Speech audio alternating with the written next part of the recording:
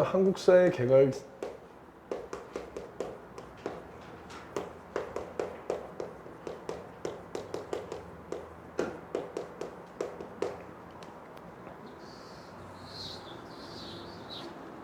그래서 처음에 어디서부터 시작하냐면 구석기부터 시작하잖아. 이거는 근데 사회적으로 볼 거예요. 사회적인 측면으로. 처음에 자, 이 부분은 프린트에 있는 거야. 근데 이 가다가 이제 좀 새로운 게 나오는 거예요. 일단 처음에 무리사회부터 시작하는 거야.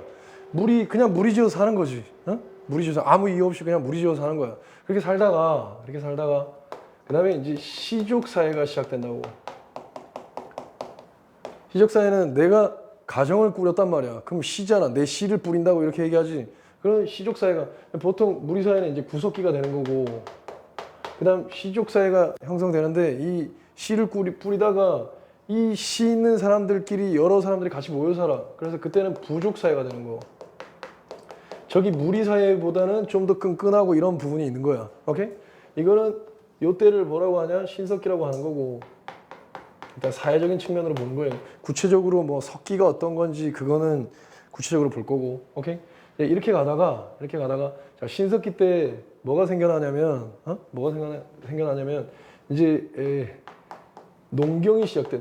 농경은 말 그대로 농사인데 농사 중에서 반농사라는 게 시작돼. 오케이? 반농사가 시작돼. 그러니까 그 전에는 뭘 하겠어요? 그 전에는 그냥 채집 생활을 하는 거야. 채집 생활은 김병만의 정글의 법칙 이런 걸 생각해 보면 되는데, 김병만의 정글의 법칙 보면 어떻게 해? 가서 일단 집을 만들지. 맞지? 집을 대충 만들고, 그래서 그걸 지금 만약에 보면 막집이야, 그게. 좀 이따 배우겠지만 막집을 만들고 그다음에 먹을 거 찾으러 나가지. 맞지? 그게 채집 생활이야. 처음엔 그렇게 살았다고. 그렇게 살다가 우연히 한 군데 이렇게 있다 보니까 우연히 뭐 씨앗 같은 게 날라와가지고 얘가 자라났는데 그걸 먹으니까 배가 불러. 그렇게 하다 보니까 이 씨앗이 그 옆에 또 나는 거야. 그 옆에 떨어졌을 때 또 거기서 똑같은 게 계속 나는 걸 보고 그걸 심기 시작한 거지. 그게 반농사야. 오케이? 그래서 반농사를 하다 보니까 사람들이 그 전까지는 김병만의 정글의 법칙도 보면 뭐 여러 이틀에 걸쳐서 나오는 거 있잖아. 먹을 게 다 떨어지면 딴 데로 가지. 지금 원래 계속 딴 데로 이동했단 말이야. 물론 신석기 때도 이동했지만 신석기 때 반농사라는 게 시작되면서 어떤 사람들은 정착하는 사람들이 생긴 거야. 여기는 이 작물이 계속 잘 나니까 여기서 계속 그거 해가지고 이걸로 식량을 먹으면 되니까 이 사람들은 제일 중요한 게 뭐겠어요? 살아남는 게 중요한 거지. 이때 있는 사람들은 먹는 게 중요한 거야. 먹다 보니까 여기서 계속 정착하게 되는 거야. 정착하게 되는 거야. 그래서 그렇게 되다가 이 반농사도 여러분도 지금 공부 처음 시작하니까 지금은 되게 미미하겠지만 나중에 아까 내가 가르쳐줬던 좋은 방법으로 하다 보면 공부가 막 늘어날 거 아니야. 그렇지? 공부가 막 늘어날 때처럼 마찬가지로 이 반농사가 발달을 하게 되는 거. 반농사가 발달을 하다 보니까 반농사가 발달한다고 봐봐. 여기도 공부를 잘하는 사람들이 생겨났을 거 아니야. 공부를 잘하는 사람들이 생겨난다고 하더라도 못하는 사람들 계속 못할 거야지. 그렇지? 그럼 공부를 잘하는 사람들은 공부 잘하니까 뭐 따로 물어볼 필요도 없고 별로. 그런데 공부 못하는 사람들 어떻게 걔한테 물어볼 수 있겠지. 걔한테 찾아가서. 마찬가지로 반농사도 발달을 하는데 잘 짓는 사람들이 있고 반농사를 못 짓는 사람이 생기는 거야. 그러면 반농사를 잘 짓는 사람이 A고 못 짓는 사람이 B란 말이야. A는 잘 짓다 보니까 이때는 뭐 교환하고 이런 게 아니야. 다른 사람이랑 갖다 팔고 이런 게 없어. 이때는 자급자족의 시대란 말이야.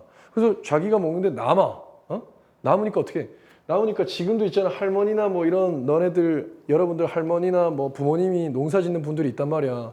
근데 많이 남으면 어떻게 이웃 나눠주고 막 이러지. 그렇지? 근데 얘도 처음에 막 나눠주고 이러다가 좀 아까운 생각이 드는 거야. 그래서 안 나눠주고 창고에다 보관하기 시작한 거지. 자, 이렇게 남아있는 생산물을 뭐라고 하냐면 잉여 생산물이라고 그래. 여러분들이 공부 안 하면 잉여 인간이 되겠지. 사회에서 필요 없는 인간이 될 거 아니야. 그렇지? 이 남아있는 일단 필요 없는 자급자족이 필요 없는 잉여 생산물이 생겨났어. 오케이? 그래서 잉여 생산물이 생겨나다 보니까 B네 집은 이제 계속 굶어 죽는단 말이야. 그러다 보니까 B가 이제 처음에는 나눠주다가 안 나눠주니까 B가 가서 A한테 달라고 하지. 좀 달라고. 달라고? 그럼 뭘 줄 건데? 뭘 줄 건데? 그러면 내가 무릎이라도 꿇을까? 꿇어. 이렇게 하는 거지. 그러니까 처음에는 둘이 동등한 관계였는데 얘가 뭘 줄 건데 꿇어. 그때부터 야 그러면 네 이제는 나랑 친구가 아니고 나한테 앞으로 족장이라고 불러라. 군장이라고 불러라. 이렇게 되는 거야. 오케이? 그래서 군장 족장 개념이 생겨난다고. 오케이? 그러면 A랑 B 중에 누가 더 지위가 높은 거야? A가 지위가 높은 거지. 이런 걸 전문적으로 뭐라고 하냐? 계급이라고 하는 거야. 그래서 계급이 생겨나는 거예요. 계급이. 그래서 이때가 무슨 시대예요? 신석기니까 청동기잖아. 이제 청동기 시대에 계급이 생겨나면서 반농사가 발달하면서 계급이 생겨났고 또 반농사도 발달하면서 뭐 벼농사도 발달해. 그렇지? 벼농사도 발달하고 벼농사도 시작되고 왜냐면 반농사보다 훨씬 어려운 게 벼농사거든. 반농사는 그냥 심으면 되는 거고 아무 데나 가서 여러분들 부모님들이 그냥 텃밭에다 뭐 하는 게 그게 반농사고 기술이 있겠지만 벼농사는 뭐예요? 물을 대야 돼. 물. 논에는 물이 많아야 되거든. 근데 옛날에는 물 대기가 쉽지 않단 말이야. 그래서 벼 자체가 물을 많이 필요로 하는 작물이기 때문에 되게 힘들어. 벼농사가 힘들다 보니까 이때 시작하는 거야. 오케이? 어찌됐든 그래서 부족 사회에서 이제 군장 사회라고 하면 좋은데 사회에서 이제 국가란 개념이 생겨나는 거. 오케이? 그래서 군장 국가가 생겨나는 거. 이게 무슨 시대야? 이게 바로 청동기를 배경으로 해서 군장 국가가 생겨난다고. 이 군장 국가가 뭐야? 바로 우리 최초의 나라인 고조선이 되는 거예요. 오케이? 그렇게 보시면 되겠고. 그 다음에 군장 국가 다음에 청동기라는 이제 그런 게 생겨나고, 그 다음에 처음에는 저 도구도 돌로 이렇게 만들다가 돌보다 더 날카로운 걸 만들었단 말이야. 청동기란 걸. 좀 이따 구체적으로 설명해 주십시오만.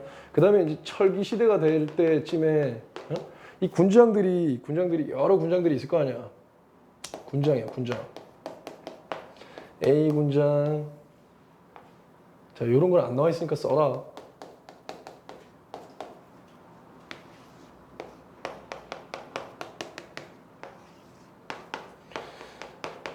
이때부터는 계급이 있고 이러니까 있잖아. 싸워 이제. 서로 싸운다고. 서로 싸우다가 여러분들도 학교 다닐 때 보면 뭐 짱들 있잖아. 근데 짱들끼리 안 싸우지 나중에. 왜 안 싸워요? 싸워봤자 남는 게 없으니까 안 싸우는 거야. 우리나라가 6.25 전쟁 났잖아. 왜 휴전했어요? 지금 우리 휴전 중이야. 왜 휴전했어요? 싸우는데 누가 이기지도 못하는 계속 교착 상태가 발생했거든. 그게 고지전이라는 영화에 나오는 거야. 딱 그랬거든. 그러니까 둘 다 이득이 없으니까 그냥 끝낸 거야. 휴전하자. 그래서 끝낸 거야. 이해돼? 마찬가지로 얘네가 이제 권력이 생기고 계급이 생기다 보니까 이 다른 나라를 먹으면 만약에 다른 나라도 있고 만약에 다른 쪽을 먹으면 여기가 뭐가 되는 거야? 여기가 내게 되는 거잖아. 그럼 여기에 노예든 뭐 노예 이런 개념도 생겨났단 말이야. 그러다 보면 여기 있는 것도 다 내게 되는 거야. 그지? 이런 사회가 하면서 최종적으로 죽을 애들은 죽고 남아있는 애들이 이제 계속 그 권력이 평행을 유지하는 상태가 된 거야. 이런 상태에서 자 만약에 이게 나라가 아니고 그냥 여기 지역으로 얘기해 보면 지역에 뭐 묵호동, 묵호군장, 청곡군장 이런 군장들이 있는 거야. 이게 동해잖아, 그렇지?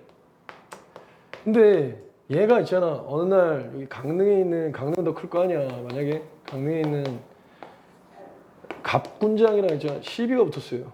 오케이? 얘네들은 그래도 같은 지역이라서 친하겠지. 나름. 그렇지? 싸우지도 않고. 그러고 있는데 갑군장이랑 이제 시비가 붙었어. 그래서 갑군장이랑 이제 싸우게 되는데 갑이 혼자 온 게 아니고 을, 병, 정 이렇게 합세해서 오는 거야. 오케이? 그럼 얘네도 합세해서 와야 되겠지. 근데 이렇게 처음에는 그냥 둘이만 싸울 수도 있지만 이렇게 여럿이서 모여서 싸워야 될 때가 생기니까 우리는 뭔가 하나의 공통성을 가지고 있는 사람들이잖아. 그러니까 여기에 하나의 대표자가 한 명이 필요했던 거야. 오케이? 그 대표자가 뭐해?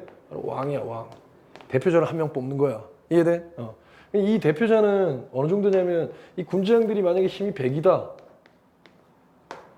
그럼 대표자는 그래도 얘네들보다 뛰어날 거 아니야. 아무것도 없는 사람이 대표자 되는 건 아니겠지. 이 대표자는 힘이 한 200 정도 되는 거야. 뭐 300이라고 할게. 300 정도 되는 거야.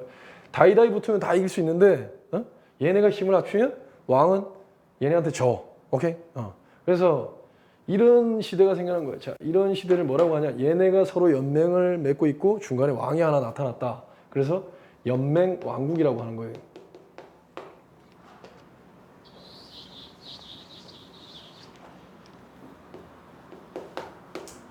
얘네들이 연맹을 맺고 있지? 왕이 하나 나타났지? 연맹 왕국이라고 하는 거야. 그치? 자, 연맹 왕국인데 그러면 왕권이 이때는 왕권이 약해. 어? 왜 약하냐면 얘네들이 힘을 합치면 400이잖아. 얘는 300밖에 안 되잖아. 힘이 약하지 얘보다는. 그렇지? 힘이 약한 시대야. 그러면 이때는 왕권이 어떠냐? 미약한 거야. 딴 데랑 비교하기 위해서. 자, 그러다가 이 왕이 삐꾸가 아니지. 멍청한 사람이 아니잖아. 그러다 보니까 저 새끼들 나보다도 힘도 약하고 이런 놈들인데 얘네들의 내가 지금 힘이 약하니까 내 힘을 더 키워야 되겠다는 생각이 들겠지. 그러면서 점점점 얘가 위에 올라가야 된다고. 왕이 위에 올라가고 회유를 하든 협박을 하든 치러 가든 이렇게 하면서 얘네들을 다 어떻게 밑으로 편입시키는 거야. A, B, C, D. 이런 상하관계로 만들어 놓은 거지. 오케이? 자, 요 때를 뭐라고 하냐? 중앙집권국가라고 하는 거예요.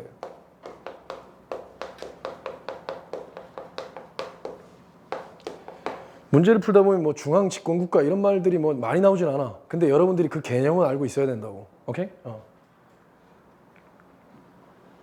그럼 이 연맹왕국이라고 불리는 데 있잖아. 이때가 이제 우리 순서대로 쭉 본 거야. 이제 구석기 볼 거고 신석기 볼 거고 청동기 볼 건데 이 연맹왕국 이 시대가 초기 철기 시대인데 이때 초기 국가 뭐 부여, 고구려, 옥저, 동해, 사만 이런 데가 나온단 말이야. 오케이? 이런 데가. 알겠죠? 부여, 고구려, 옥저, 동해, 사만 이거는 초기 국가 시대라고 해. 오케이? 이거는 좀 이따가 나올 테니까 그냥 이런 데가 있구나. 부여 같은 데가 있구나. 그런 데가 있다고 생각하시면 되겠고 그러다가 여기서 살아남은 애들이 있고 도태된 애들이 있고 오케이? 다른 데다가 복된 애들이 있고 그러면서 살아남고 새로운 나라가 만들어지는데 그게 이제 삼국시대가 되는 거야. 그럼 삼국시대는 무슨 시대겠어요? 계속 철기시대야. 사실은 철기시대야. 쭉 계속 가는 거야. 삼국시대 뭐야? 여러분들이 알다시피 고구려, 백제, 신라. 적어도 역사학자들이 봤을 때 고구려, 백제, 신라 이런 삼국시대는 중앙 집권 국가라고 볼 수 있다고 생각하는 거야. 오케이? 그러면 중앙 집권 국가라고 볼 수 있는 뭔가 징표가 있어야 되잖아. 그죠? 중앙 집권 국가라고 하면 그럼 연맹 왕국이랑 차이가 왕이 힘이 얼마가 있는지 뭘로 증명할 거야? 그 증거가 있어야 되잖아. 그렇지? 그 징표가 뭐냐면 나중에 배우겠지만 율령이고 그다음 불교 부자상속이야.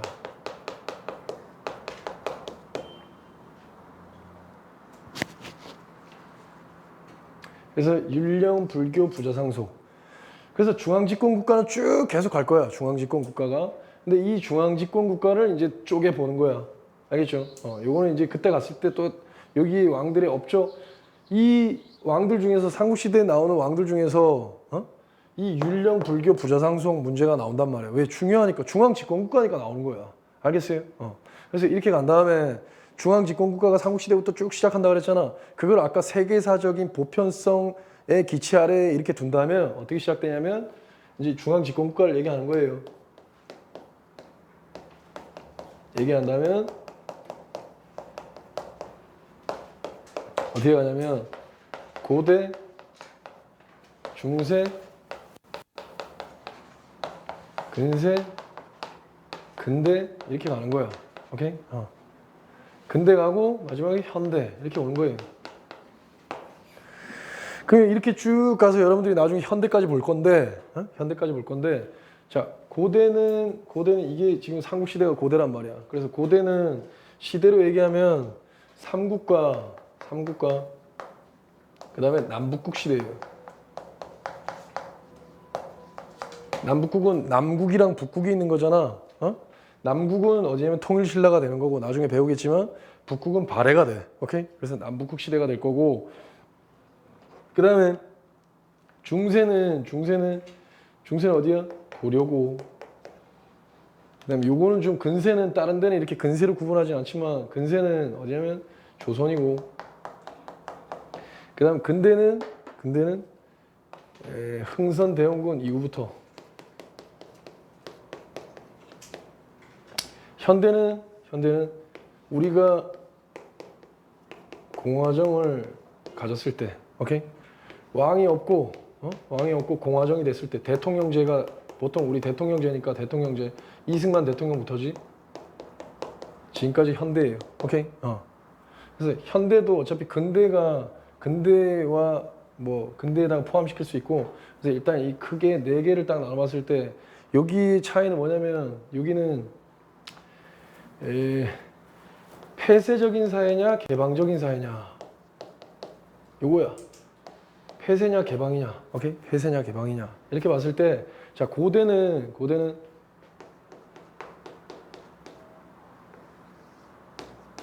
폐쇄만이 존재하고 개방이 없다.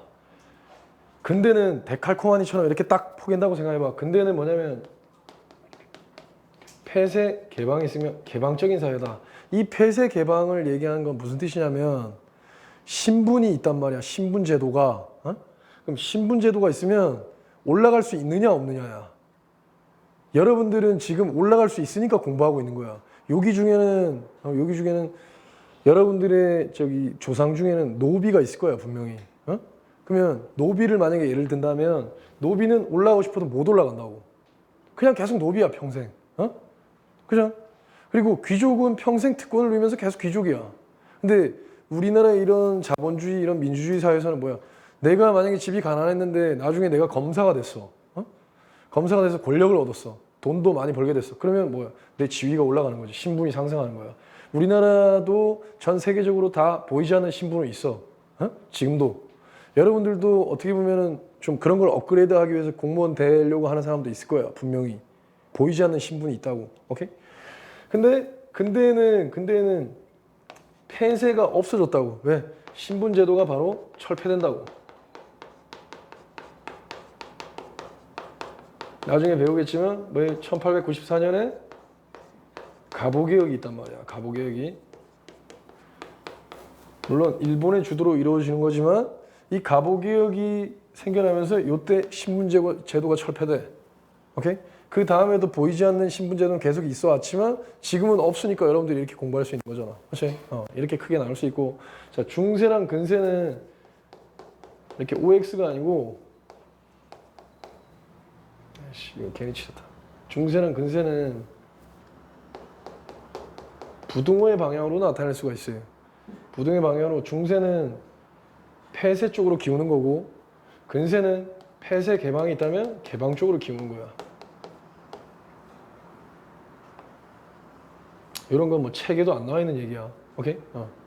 그래서 근세는 이렇게 기우는데, 자, 이렇게 기우는 게 이유가 뭐냐면 중세는 이 신분, 그러니까 신분을 나타내는 대표적인 제도가 음서제도라는 게 있어. 음서. 이 개방을 나타낼 수 있는 건 뭐냐면 과거제도야.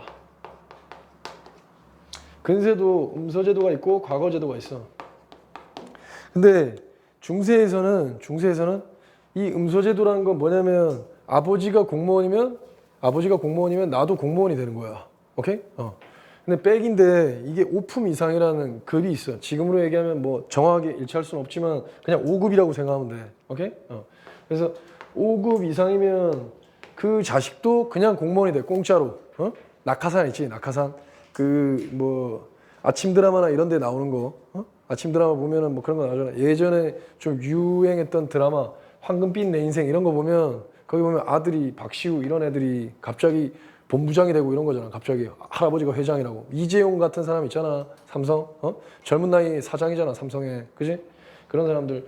음서제도란 게 있단 말이야. 과거는 뭐예요? 그냥 능력으로 가는 거야. 오케이? 과거 시험은 있잖아. 양인 이상이면 다 과거 시험을 볼 수가 있어. 고려 시대에 나왔지만 양인이라는 건 뭐냐면 그냥 농민이라고 생각하면 돼. 우리나라의 대부분 농민이거든. 그럼 양인 이상이면 과거 시험을 봐가지고 신분을 업그레이드 할 수 있었다고. 고려시대 때부터. 하지만 먹고 사는 게 이때도 계속 중요해. 그러다 보니까 먹고 사느라고 공부를 못해. 예를 들자면 지금도 있잖아. 지금 야간반 없앴는데 야간반 때 이렇게 오는 사람들 있잖아. 오는 사람들 같은 경우는 내가 그래. 직장을 때려칠 수 있으면 때려쳐라. 이렇게 얘기하거든. 지금도 만약에 혹시 알바하거나 이런 사람이 있으면 알바를 하지 마. 합격할 가능성이 더 없는 거야. 왜냐면 일하면서 공부하기 쉽지 않아. 그냥 혼자서 그냥 하루 종일 공부해도 될까 말까 하고 쉽지도 않을 뿐더러 일하면서 공부하면 뭐 쉽겠어? 일하면서 공부하니까 쉽지 않은 거야. 그 중에 되는 사람은 거의 없는 거야. 하지만 음서제를 통해서 올라가는 사람들은 되게 많겠지. 이해돼? 그러다가 이제 조선시대까지 쫙 왔단 말이야. 조선시대까지. 자, 일본의 일제강점기 때 일제 사학자들은 뭐라 그랬냐면 조선은 우리의 지배를 받을 수밖에 없었다. 왜 뭐라고 얘기했냐면 조선은 정체되어 있었기 때문에 이렇게 얘기한다고. 정체되어 있다는 건 움직이지 않고 있다는 얘기지. 조선은 발전이 없었기 때문에 신분제도와 이런 게 있었는데 조선은 발전이 있었다고. 이 음서제도를 뭐 문음이라고 하는데 이 오품이었잖아. 이 오품이 이품으로 올라간다고. 그러니까 더 어려워진 거야. 그 자식들이 레벨이 더 어려워졌다고. 예를 들자면 대기업으로 얘기하면 예전에는 부장 아들은 낙하산으로 들어올 수 있었던 거야. 오케이? 부장 아들은. 근데 딱 올라가서 상무 아들만 올 수 있는 거야. 이해돼? 그러면 부장 아들이 많겠어, 상무 아들이 많겠어? 당연히 부장 아들이 많겠지. 기업은 다 피라미드로 돼 있으니까. 그지? 그러면 이때보다 인원이 더 줄어들었다는 얘기지. 뭐 백으로 올라가는 게. 이게 능력으로 올라갈 수 있는 부분이 더 많아졌다는 거야. 이때보다. 그래서 이 부등호의 방향이 이렇게 가는 거야. 이게 이렇게 되니까. 이해돼? 그래서 오품에서 이품 이상으로 바뀌었고, 그리고 진짜 고위 관리가 되기 위해서 옛날에는 중세 때는 그냥 음서를 통해서 백으로 들어가도 그냥 곧바로 고위 관리로 올라가는 경우가 한 60% 이상이 됐는데, 소위 재상이라고 불리는. 근데 근세에 갔을 때는 이 높은 자리에 올라가려면 여기를 또 한 단계 거쳐야 돼. 과거 시험을 무조건. 제도가 그렇게 돼 있다고. 이해돼? 그러면 다시 돌려 얘기하면 예를 들어서 아까 부장 아들이면 있잖아. 부장 아들이면 사장도 될 수 있는 거야. 이때는 그냥 60% 정도가. 근데 이때는 부장도 아니고 상무의 아들이어야 되고, 그리고 상무의 아들일지라도 사장이 되려면 시험을 봐야 된다고. 더 어려워졌지. 오케이? 그러니까 신분 곧 백으로 올라가기가 점점점 어려워진다는 얘기야. 그럼 그게 어려워진 만큼 자리는 비어 있을 거 아니야. 그 비어 있는 자리에 누가 들어간다는 얘기야? 능력 있는 사람이 들어간다는 얘기지. 점점점 능력을 중시 여기는 사회로 바뀌어가고 있다는 거야. 알겠어요? 그게 그렇게 가다 보면 이제 점점점 개방적인 사회로 도래되는 거고, 나중에 최종적으로 근대에서 신분제도가 철폐되고 이제 현대가 되면서 이승만 대통령 때부터는 이제 그런 신분제도 개념 자체가 아예 없지만 사람들의 마음속에는 있지만 점점 계속 사라져가고 있는 거지. 보이지 않는 또 신분이 있겠지만. 그래서 여러분들이 이제 쭉 이렇게 배워갈 거다. 오케이? 그래서 사회적으로 한번 쭉 본 거고, 한국 사람은 있잖아. 한국 사람 큰 그림을 일단 잡아야 돼. 아, 이렇게 돌아가는구나. 지금 되게 큰 그림, 처음부터 끝까지 큰 그림 잡은 거잖아. 그 다음 큰 그림, 그 다음 큰 그림, 그 다음 암기할 거, 그 다음 암기할 거. 이렇게 가는 거야. 알겠어요?